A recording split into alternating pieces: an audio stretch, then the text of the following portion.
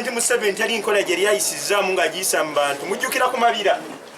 yagezaako okutwala ku mabira naye yagaana abantu bakola ki baagaana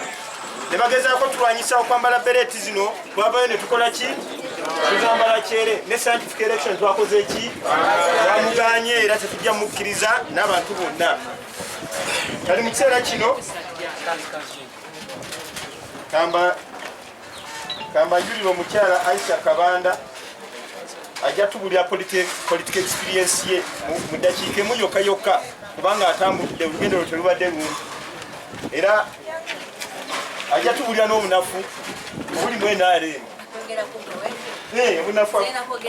kakati nyabo katutwanirize obuyogere byonna naye nga tukwaniriza nnyo nnyabo twakakwita emirundi 3 nga tojja ogwokuna omaze nojja obugalo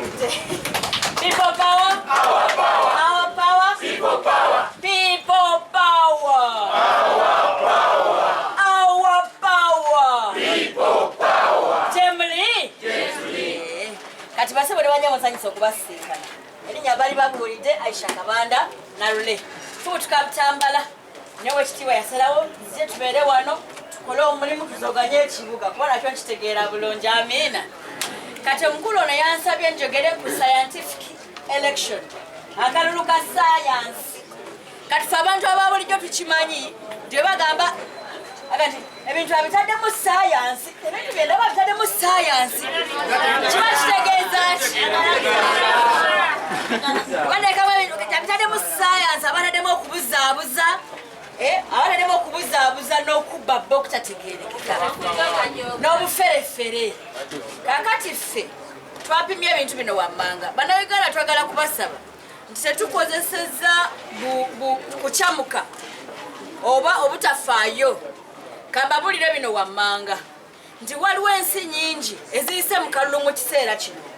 nga nazo zibadde n'obuzibu oba oliawo obusinga n'obwe uganda twagalawo amaka gaffe ne twesibira mu maka ne tuggalawo buli kimu ne tugaka tubeere wano tugoba obulwadde tebukule uganda ensi ezitulinaanyi nga tanzania n'okugalawo teyaggalawo buli kimu kyasigala kiri nomu wotogera olwaleero abalwadde b'e uganda basinga b'e tanzania obungi abataggalawo ensi nga malawi ezibadde mu kalulu ensi nga burundi zibadde mu kalulu naye namba zaabwe tezirinya kiriawo kitiisa nti kwe tusinziira tweraliikirire tugambe mu tugende mu kalulu ak'okubuzaabuza nga bwe bakola ki nga bwe bagamba bo kye bayise science ekisooka kya byonna ssemateeka yaffe eya uganda oyo science temumanyi talina weyogerera nti eriyo ekintu kye bayita scientific election katwegala babuuza egwo okulonda kwe mugamba okwa science mukufubutulawa kuba teriyo tteeka nalimu lyogera kulonda kwaki kwa science ekyokubiri bo kye bayise okulonda kwa science mukwekukubira campaign kuki ku radio tetwagala tubabuuze bwe tubanga campaign tugenda kuzikubira ku radio olwokubanga tutya okukwatibwa obulwadde abaffe n'akalulu tunakalondera ku radio ne tv awo tetusisinkane wali okulondesa waliwo omulondesa abeerawo nayuza akapapula n'akakuwa bw'akwata akapapula nange nkakwatako akusemberera nakumpi nnyo waliwo abalondesa boosanga njaba erinnya ly'omwani n'otunulawo awo nakubeera kusisinkana kati obwo obukodyo twabubuuse ekisooka kya byonna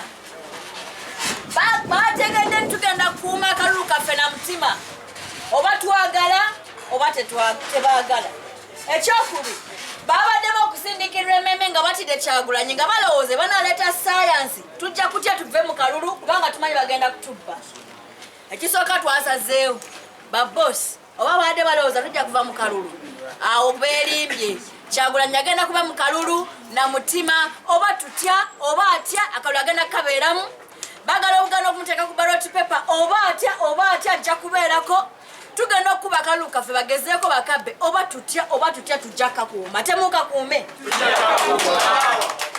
kati bayagadde babagobe mu kukuuma akalulu nga mulowooza abasinga obungi mukitunulira mu kampeyini ne mugenda mutunulira kampeyini z'oku tv no ku radio bagenda kubagana okuŋŋaana ku polling station nga babala obululu nti kubanga mirimu okulwala mu ddeeka ffe tubale obululu tunaabategeeza babulaza nagenda okukkiriza eyo tujja kubeera ku polling wetuli bwe bamala okugatta obululu njagala kubasaba teri kugenda kakwebaka tulondola bokisi z'obululu gye bazitwala bwe zigenda kugombolola bwe zigenda ku disitulikiti bwe zijja e Kampala ffenna tusibira Kampala kukuuma kalulu na mutima oba baagala oba tebakola ki akatoyo sayansi basanze sayansi naffe twamusoma tumutegeera njagala bagamba twebereremu tulemese scientific election gye bakola ki bino wamanga mubiwulirize eri ensi ezigezezzaako okugamba nti kazikolere obululu ensi nga South Korea yayingira akalulu nga balina covid mungi nnyo ne bagamba tukole tutya ne bayingira akalulu bwe bayingira akalulu bakola bino wammanga ekisooka bakama b'ensi tebakolawo nteekateeka egaana bantu kwogera kugenda mu bantu babaleka bagende mu bantu naye nga bakimanyi nti obulwadde bwali bungi nnyo mu kitundu bo bennyini naffe tuli bantu tutegeera mu kiseera we twali tutiira obulwadde naffe twagamba abantu baffe mu ddeeka tumale okwetegereza ekiri ebweri bwe kikola ki bwe kifaanana bwe tugenza okwetegereza tugenza okulaba ng'abaami bano bali mu kulya buli kasane ka covid akajja bateeka ku mumwa mwakiwulidde mwakitegedde nti abasawo batandise okwekalakaasa olwaliro amalwaliro agamu abasawo abadde bajja nnyo obulwadde bwa covid tebakyaliyo naye nga sente zaffe ez'omuwi w'omusolo gyeziri bazikuŋŋaanyiza bakoze bino wammanga bakuŋŋaanyiza ziva mu bannayuganda obutono bwe balina babo bagjeeko bagenze mu mawanga amagatte bayewoze bewola ku lwaffe era ffe tugenda okusasula n'abaana baffe n'abazzukulu badidde bajeti ya Uganda bakyusiza buli kimu bakitadde mu malwaliro mbu bw'ogenda okubuuza sente eziriruda eza covid tezikola ki teziriyo bw'ogenda ku radiyo gye batusindika musajja wattu Kyagulanyi yamaze kwerwanako okugenda ne ku Kyabassa abasajja abo baali bamugobayo nga batiisatiisa ne rediyo y'obujjajja nti bwe mumukyaza ng'ensi egetabuka muwulidde wano abakulembeze abalala bagenda ku rediyo endala ne babagobayo bagenze ku TV endala ne babagobayo bwe muba mutugoba ku rediyo kati ole bwe bunaatuuka mu biseera by'obululu kigenda kuba ki eriyo rediyo ze tubale tubeerako ne TV olwaliro lw'okututya ne TV zigenda ziga nti lekera okujja wano kubanga oyambala akaki akakoofiira kyokka eyo gye baagala otusindika bannayuganda bagenda okulonda bawola emiliyoni 40 naye abakwata obusimu buno buseereza bali miliyoni ezi beboka be banaalonda tukimanyi nti bwebeera social media tubasinzaayo amaanyi naye tukimanyi nti bannayuganda basinga obungi obwavu bwe tubaddemu tebubasobozesa kukwata masimu malungi gano agasobola okubeera ku mpuliziganya tukimanyi nti gavumenti tesobodde okusaasaanya amasanyalaze kugatuusa ku bantu bonna kusobola kubeera nga asobola okufuna emikutu gino egya rediyo oba egya TV abantu abo nabo balina ddembe erironda ng'ate alonda from an informed point of view nga gwalonda amumanyi amanyi n'ensonga lwaki alina okumulonda ng'era yamulabyeko tugamba bino wammanga scientific election twagiganye okay twabiganye bannange twabiganye kubanga twagala mutebe batunazolebwa ne tuzolebwa tugenda kwebaka bagende tulina okulwana kati ebya sayansi twabikoze eki kubanga entebe tujagalira ddala si byakusaaga tujagala nga Robert Kyagulanyi yatuddemu tuwuliriza kati bannayuganda kino nakyo kankigatteko lumu kiggwe mmanyi nti Robert Kyagulanyi mumwagala era mmanyi nti mugenda kumulonda naye pulezidenti yenna yeetaaga paalamenti okubeerayo bwe mulonda pulezidenti ne mutamuwa paalamenti eneemubeezaayo Kyagulanyi gwe twagala ennyo tajja kubandala bajja kumuggyayo kati bwe tuba tunoonyeza Kyagulanyi obululu mutunuulire n'abantu baffe abeesimbyewo abagamba nti baagala Kyagulanyi nga n'emitima gyabwe mugikebedde nga kyegitegeeza ku paalamenti mubasindike tumukuumireyo bwe mutabasindika bajja muggyayo tugenda kukola tutya tuganye science election tugenda kukola tutya tugenda kukola bino wammanga enkiiko tugenda zikuba oba baagala oba tebaagala tujja kuzikuba bwe tubayita temututiiririra mujje tubeerewo mu nkiiko ze tugenda okubeeramu kyenkakasa nga nawe okikakasa tebalina buduukulu bumala kusibiramu ffeffenna neba n'agamba nti Nambole kafuuka kadukulu tekasobola kumalawo bannayuganda baagala Kyagulanyi kati mwe buli Kyagulanyi wajja nga musonga temumutiiririra Kyagulanyi ayinza okuweleegala kunsimbawo mu 2024 ng'ateekateeka naye mmwe mwamugamba nti jangu kati tukwagala kati n'olwekyo bw'aba asazeewo okwebeereramu naffe n'atubeererawo nammwe mumubeereremu tukiteganya mumubeereremu nga mukola ki tolina Kyagulanyi tuganya sanification kitegeeza kino gwe tandika kati oba oyagala bwa kansala ng'oyagala akakofiira kano oba oyagala bwa MP tandika kati okunoonya akano obudde tebuliiwo Gayi yatandika dajjajja mumulabya no ku covid sebo radio zonna baduumira mwe bannayuganda mukimanyi nti Uganda yakola etteeka Oweekitiibwa President Museveni bw'abaayogera TV zonna ne radio zonna oba zaagala oba tezaagala zinakubeera ku mukutu kati etteeka lyerimu yalikolera Kyagulanyi bw'aba tasobola kulikolera Kyagulanyi n'abalala beesimbyewo lwaki tukkiriza ogenda mu nkola y'emu naye ffe tugenda kujja gye muli tubasaba bwe tujja mubeereewo tebalina pikapu za poliisi zimala kutuyoola teziriiwo tebalina buduukulu bumala abamu tujja kukkiriza bajja kulyako nze kambabuulire nze nkimanyi kano akakaaya kanyambadde kakimanyi ajali tekyuka essaawa yeyo weeba etuuse naye nze okufa byekisirusiru nti nafudde covid was Fazali nfa ntaasa Kyagulanyi ne bagamba nti yabadde ne Kyagulanyi mu lukiiko jini ne bakulyawo okufa byebusiru nti omusujja gwankutanangana mu ddwaliro ng'eddagala teririiyo Fazali bankuba amasasi nga ne mu lukiiko nga nfiirira eddembe ly'abantu n'abanabona twagala kubasaba twebereremu bano bagayi batukalagaza nze nabeera nabo emyaka mingi buli kaseera ogambe ttaamu eno tadda najja n'abeerawo neyeeyongera bwe tuteegendereza bw'ata addako mumumanyi ng'ava mu nju ye ffe tuli basirusiru ffenna tetulina magezi twagala kubasaba twebereremu ebyange bingi naye bitono abakyala muli eyo abaana mwe tebalina mirimu muveeyo abaana abawala muli eyo muyina abaami bammwe abasajja abaana abalenzi tebakyesobola kubeezaawo maka kubanga obulamu buzibu temulowooza nti abasajja b'ennaku zino bafuuka bufuusi bakodo tebalina banaabawaaki bwe babeera balwana tubeegatteko tulwanire wamu otawo tujja kuluggusa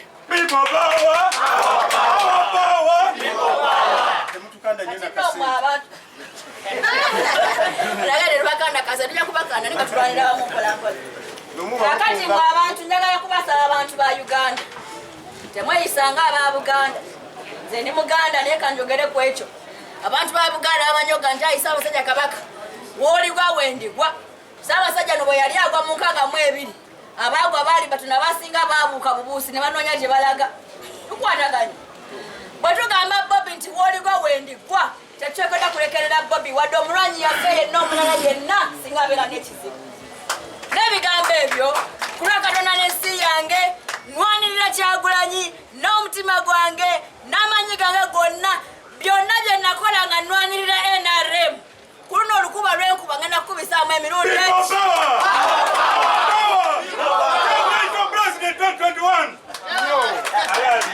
Katonda yeebale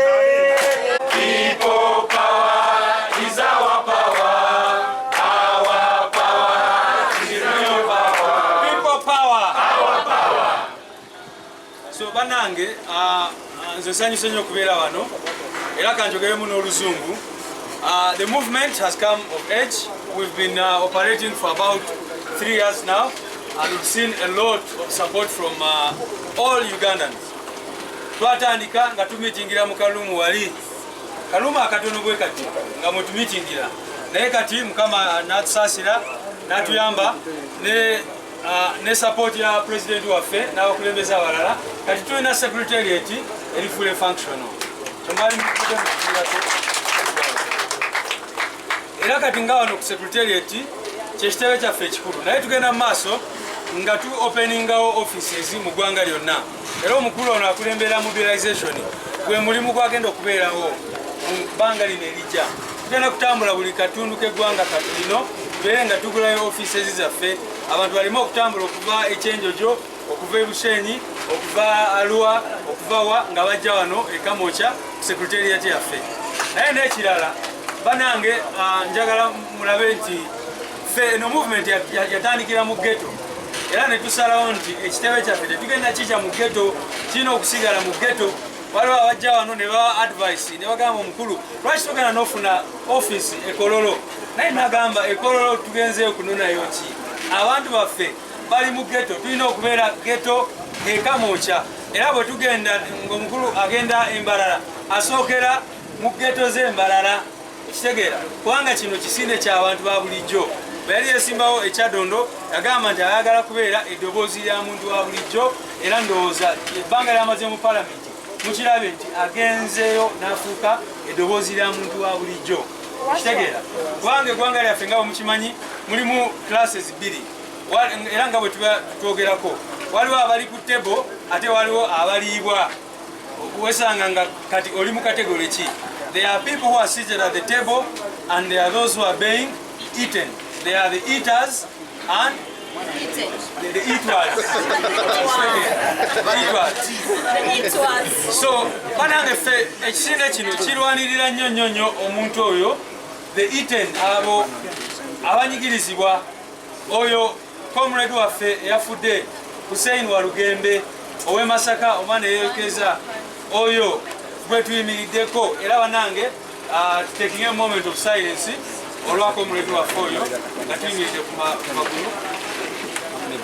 bale eddakiika emu atumulowoozeeko era nga tugamba nti Mukama omwoyo gwe akulamuze kisa. Amina. Kati tugambe wetuti wemmala nga mugamba amiina. Allahumma ighfir lahu warhamhu wa'afihi. Amina. So wanange kati ensonga gye tubaddeko naye kati bwe tubadde nga tutambula twabagamba nti eno si election bino si byabufuzi nga bwe mubimanyi eno revolution ate eno mission mwabesimbeewo ku bifo ebyenjawulo twagala mukitegeere nti temugenze mu kalulu ka bulijjo mugenze ku mission mugenze ku lutalo olw'okwenunula ng'ebbanga lyaffe n'olwekyo bw'ojja wano okupikinga form chairman yaŋŋambye njogere ku nsonga y'abapikinga forms bwe twatukawo ne tugamba abantu baffe tulina okulaba nti tetukoma ku kya president kyokka twagala tutwala ebifo byonna okuviira ddala ku LC1 okutuukira ddala ku nsonga ya president kubanga omukulu Honorable Kyagulanyi bw'aba afuuse president ng'akulemberera eri entebe tagenda kukulembera yekka twagala abeere ne palamenti ba LC5 chairperson tubeere ne bakansala tubeere ne ba chairpersons ku byalo kwegamba engombo ya people power amaanyi okugaza mu bantu kireme okuva ku state house yokka naye ku bifo byonna so ne tugamba tugenda kukola ki ku bakandidate abagala kwesimbawo ku umbrella eneya people power bonna bajje era bapikinge forms era kirungi nnyo so far ndowooza bawadde bandiramawo ku namba nga enamba zisusse n'okusuka forms zonna zebaprintinga buli lunaku zigwako kubanga abantu balaba nti people power gwe mugendo nabo kitwewunyisiza nnyo kubanga forms zonna zetwateekako 10,000 n'enkumi zonna baze nga bazitwala so nga tetunamala na wiiki emu nga turegisteringa ekitegeeza mu weeks nga 2 ojja kwesanga nga tuyina ate ogenda ku online platform yaffe nawe waliwo abantu bangi nnyo abayitirivu n'olwekyo tuba enkaleginga abantu bonna buli omu awulira nti akkiriza nti amaanyi gave mu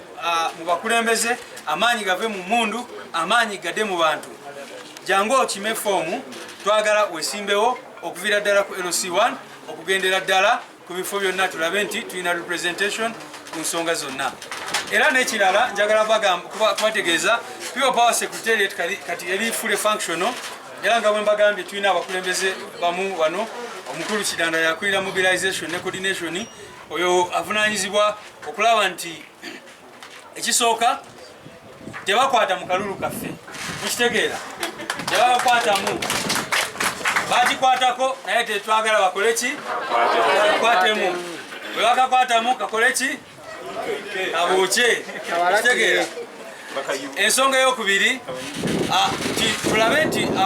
engombo yaffe ya People Power etambulira ddala ogenda buli kyalo era tubeereeyo nga buli lunaku ofuna calls nga 100 abantu bakubira esimu bava Kisoro bava mu Northern Uganda bava mu Eastern Uganda naye nga twagala coordination ne mobilization bano babeere nga basobola okutambula mu ggwanga lyonna nga babuildinga structures z'abantu baffe era ekyo kye tuliko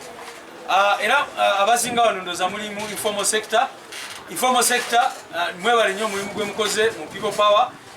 ndooza it's one of the most vibrant departments of the movement era abantu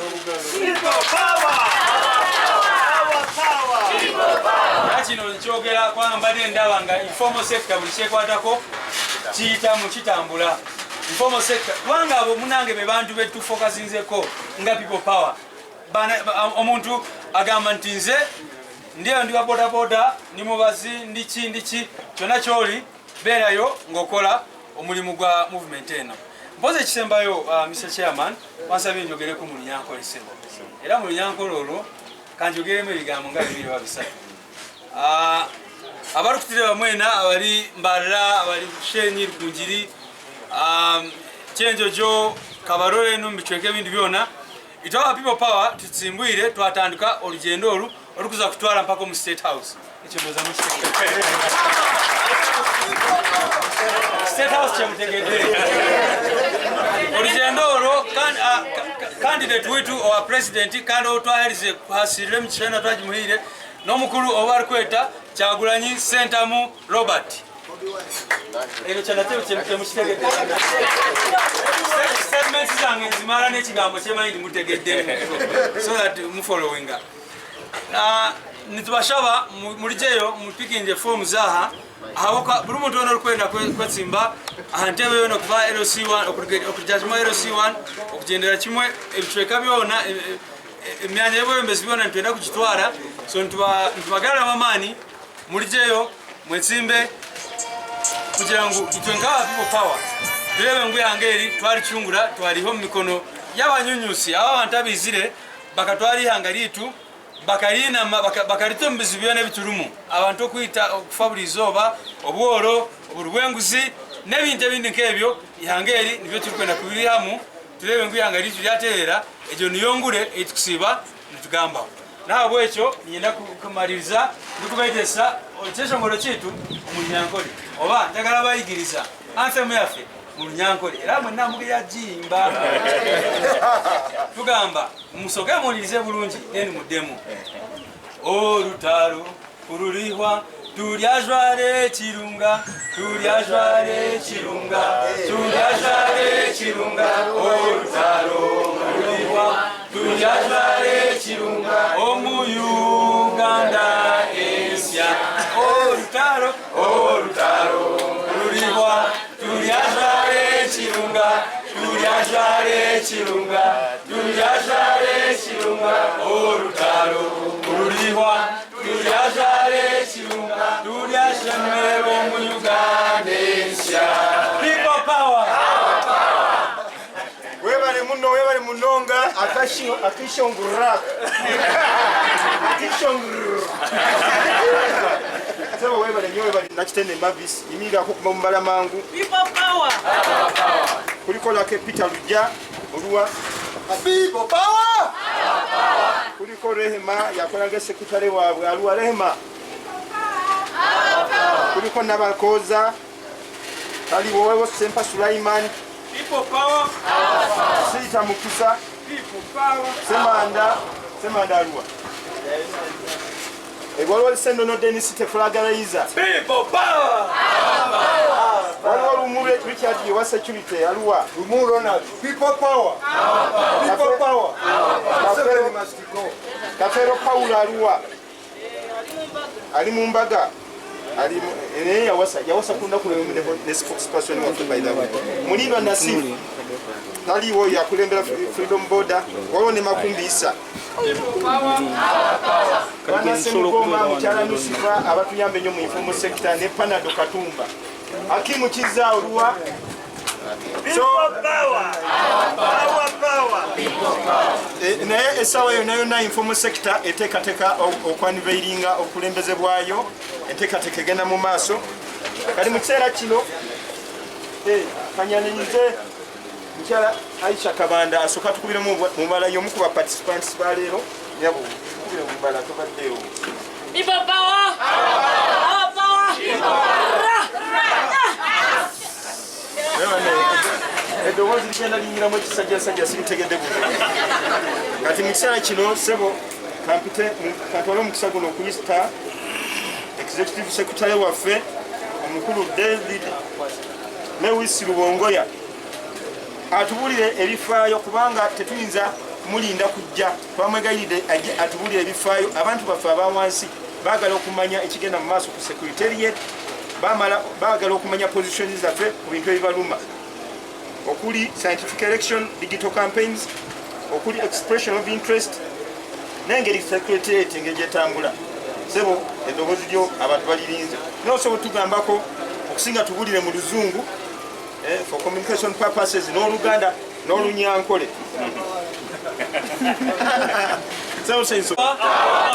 Our power, people power.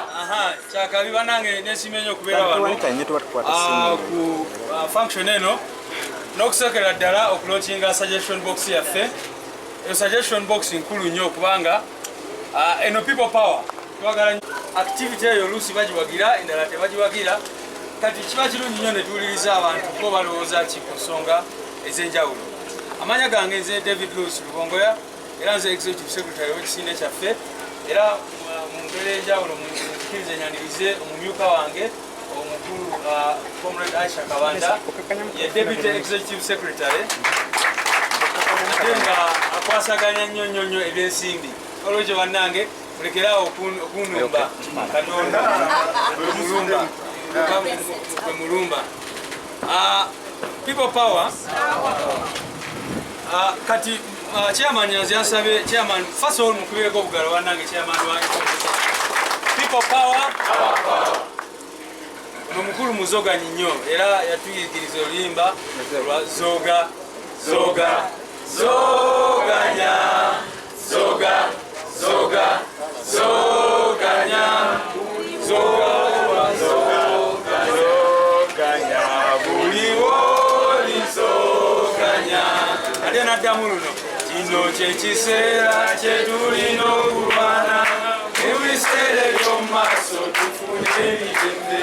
Kino kyekiseera kyetulina okulwana, mu biseera eby'omumaaso tufune emirembe. Kino kyekiseera kyetulina okulwana, mu biseera eby'omumaaso tufune emirembe. People power.